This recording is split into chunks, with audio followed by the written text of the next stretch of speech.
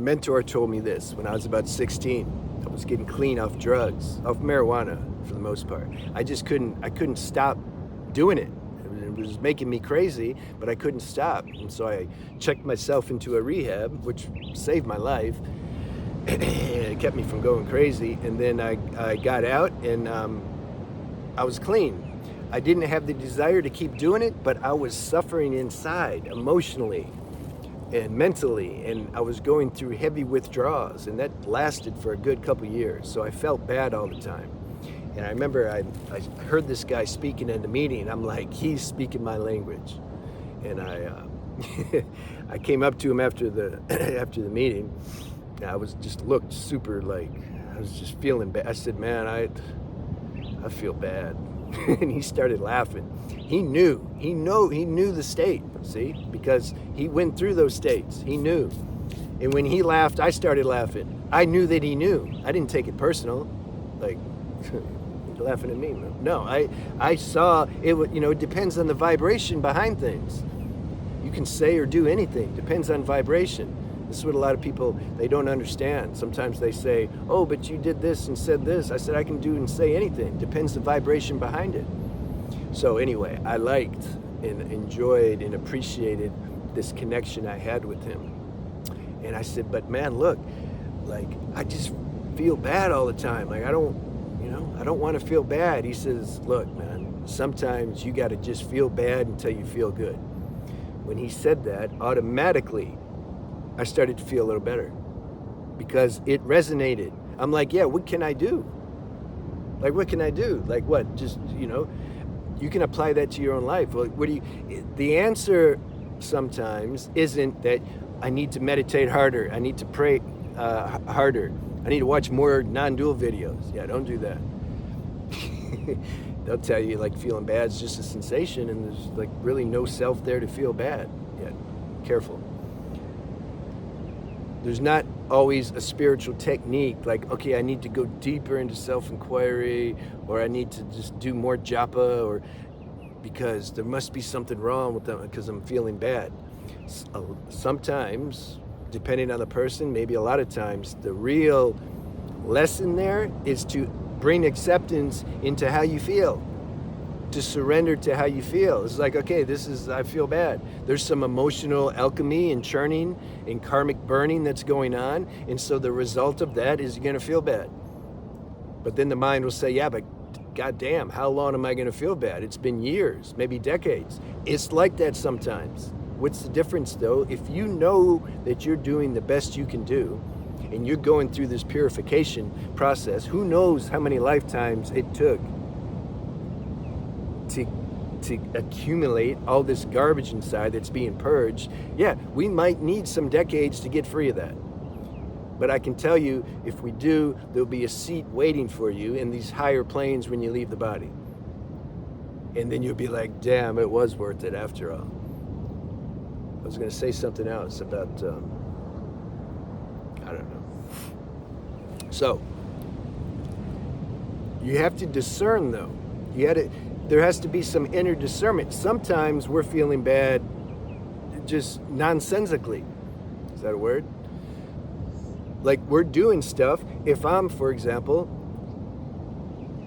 going out at night or anytime, because I'm bored or I'm looking for I want some stimulation, like I'm bored. I don't want to watch videos and do sadhana anymore. Like I don't want to talk high level company. I want to go out and mac. I want to go to some clubs. I want to go to the mall. I want to get a dopamine hit. I want some girls to look at me, let me know like I'm still like exist. Or I want to go to the massage parlor. Maybe something will happen. I want to like do something. And so then I go do it, feel good maybe in the moment, and then afterwards feel bad again. And then I'm like, why am I feeling bad? I need to check my lifestyle.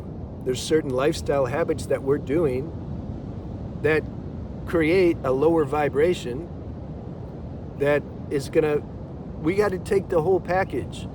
This law of vibration and frequency, you understand what it is? It's exists on mental, emotional, and physical level. Let's say, I don't know, 40 hertz. vibration. Let's say that's low and 100 hertz is high. If I'm in a 40 hertz vibration, then physically, for example, I'm going to have less energy. My vitality is not going to be, popping. Emotionally, maybe I get angry easy, I can get depressed or sad easy, I get frustrated, I have no patience and tolerance for people, no willpower, okay? Mentally, just dull, Tomsic, or restless. You see, that whole package belongs, let's say, to the 40 hertz frequency. Now, if I'm at 100 hertz, then you get the opposite, right? There's duality. Physically, I'm going to have some vitality. I'm going to probably have some charisma. I'm going to have energy. Mentally, I'm going to be more sharp. I can ascertain things easier. I can see a broader picture of like what's going on, and then some intuition kicks in and says, yeah, just go do this. Just boom, boom. You're in flow. You're in synchronicity with nature. And then emotionally, I'm going to feel more light. There's going to be a sense of balance. There's going to be, more joy, more appreciation for life, more tolerance and compassion for people, less selfish. That belongs to the 100 hertz frequency. And how does that factor into to what we're talking about? Oh, but see, part of the game of life, you got to suffer the low frequency for a little bit to appreciate and motivate you to go to the higher frequency. This is why, we need that. I was going to say something else, and I remembered as I was talking, and then it slipped my mind again. So, I remembered now. You have to discern, which is also an evolutionary process. All this is evolutionary. There's no magical technique that I can give you. Now I remembered two things. We're having a satsang soon. Okay, I want to say that. Check the link below. I don't want to forget the more important thing, or equally important, which is as this discernment develops, matures, you can ascertain, like if you're in a lower state, it's instinctual, by the way, to not want to be in a lower state. There's nothing wrong with that, but you don't obsess about it. Like, yeah, why don't I feel bad? Why can't I feel good? That makes you feel worse, longer. You get to where you understand, like, are these heavy feelings, are they just part of the purging alchemic process? Or am I doing something to create that? Am I living with somebody or spending too much time with somebody, for example? Or does my diet suck and sucks all the life force out of me? Or am I like wasting my sexual energy all the time and watching things on the internet as an escape? Is that why I'm feeling bad? Or am I like doing the best I can do, and this is just part of the purging process? You see, this intuitive discernment starts to kick in, and it can always mature more and more and more. All these are eternal principles that you never perfect. Nobody perfects it. The great Babaji, he don't perfect it. He's very high level, but if he came and incarnated again, he could still get more high level. There's no end to the high levelness, or the potential.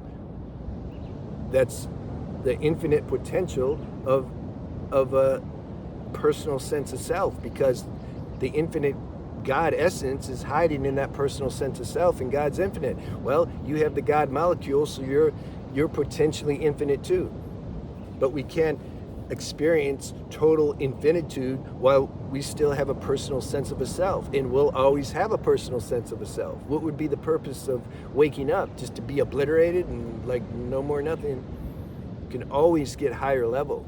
I say that so then you can relax and stop trying to reach some flag post awakening that doesn't exist. It's just a mental concept in your mind.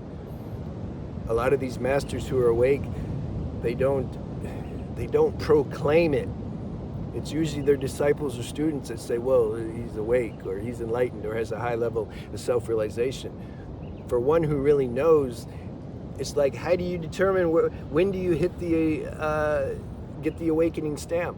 At which point, When I realized that, it just helped me relax, because that was something that made me feel bad for a long time. I would compare myself to these other beings who I would read about or see for 10 minutes or an hour, and my mind would project all these magical qualities onto them, like, wow, they're like probably just levitating when they're at home. I'm like, God, I got lifetimes before what's gonna happen? This sucks. Somehow grace helped me see through that at some point. Don't compare yourself to other people. The mind loves to do that because then that throws you back into the 40 hertz frequency. And then you got to take the whole package that comes with that. I've already discussed that. Physically, mentally, emotionally, you're going to be on a lower level. The mind is looking to see in the ego how it can keep you lower. That's its job. We need that. That's fuel to help motivate us to transcend this lower self. And so the message here is that sometimes there's things you can do. You're guided to do something to help increase the frequency, to help create a more conducive inner space so that you can get higher self-realized. Can't get self-realized if you're in a 40 hertz frequency and doing all these things like you're too dull. You can't get any downloads. You can say that doesn't exist and nothing matters all you want, but at some point you'll see, like, oh yeah, it does matter. We have to work on both levels here, spiritual level and also the practical human level. That's why I made that other channels, Transcending Shadows and Beyond the Alchemy. So these are some of the things we're going to talk about during the satsang that we're going to have in a couple weeks. I want to look at this stuff. This is what we want to use the satsang to get higher level. We want questions that are potent, that really, Then I enjoy it. I'm like, good, okay, let's do this. All right, let me know if you have any questions or anything, and I'll talk to you soon.